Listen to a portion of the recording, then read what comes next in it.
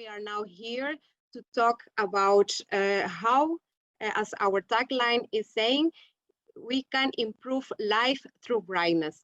That is our mindset on how can we really come into improve the well-being of animals in the way that we will improve their vision, and in that from that perspective the animals have a different behavior that has a more let's say accurate on each application, the way that they will perform, and at the end that will bring you better results. But not only for the animal, because if you combine the key aspects of lighting with a very good solution, you can really come into better results for the farmer in the way that you can save costs, but also the results at the end in more productivity.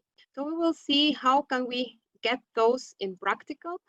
And to start, we have to understand what is light. So how you perceive light, how is the way that animals perceive light, and what is it? So what is behind the light? What are those aspects that we should monitor in order to have the right solutions for our animals? So as definition, light is the visible part of the electromagnetic spectrum. So as we see here in the graphic is a capture of the daylight, and we see the full spectrum of light, that it goes from the ultraviolet until the infrared. And that is a combination of colors, and each color is a different wavelength in this light spectrum. And we see here numbers that are the nanometers. So each wavelength is measured in nanometers, and we see, for instance, that the ultraviolet is 350 nanometers, meaning that it's a short wavelength, while the infrared is about 750 to 850. That is a longer wave of light. So that is how we will define the color of our lights. So the tone of white that we will perceive that lighting solution. So the light that as we have it from the sun is that we perceive as white light, but as said, is a combination of all these wavelengths, all these colors, and that is what makes the white light. Now, when you look for a lighting solution, artificial lighting, you should look into a solution that gives you a broad light spectrum to have a more combination of this color, to get a very good white light that simulates the daylight. So even if you have in your house entry of daylight, perhaps it's not being sufficient for your animals to have a proper growth and the right development and behavior to get more benefits in your farm if you are not having the right light and color in your barn. So we will see here little by little how this can be put in place to understand better and to get better performance with our animals.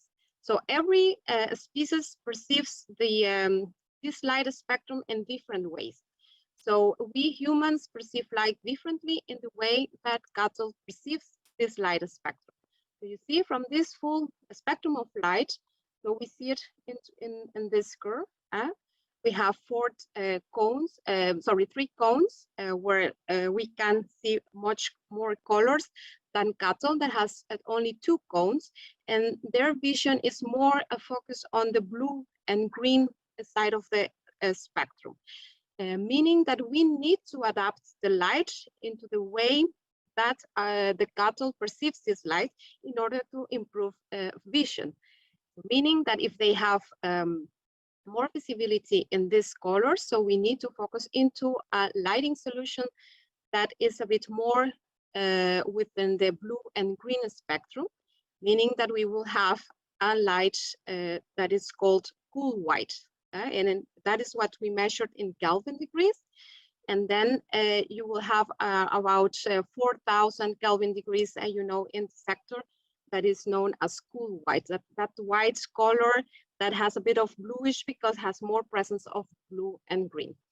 Now, if we have this broad light spectrum, we for sure improve sight, improve their animal well-being, because they will feel better when they see better, they can recognize better their surroundings, and they have less stress that knowing what is around, and even they can find better the feed, and in that way you can also stimulate feed intake. So that is very important, to have the good light at the right place. And in that way, you can improve performances in your farm. So, but how